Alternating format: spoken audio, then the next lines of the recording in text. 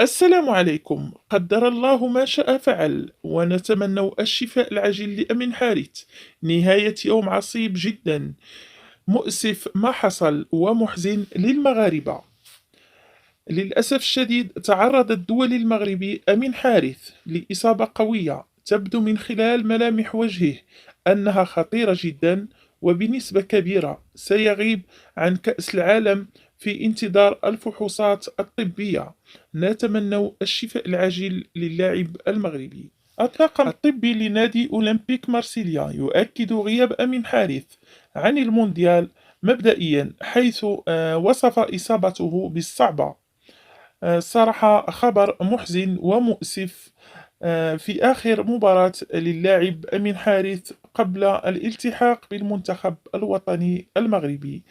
لكن الحمد لله على كل حال، قدر الله وما شاء فعل. نتمنى الشفاء العاجل لأمين حارث. صراحة خبر محزن ومؤسف لكل المغاربة، ولكن الحمد لله على كل حال.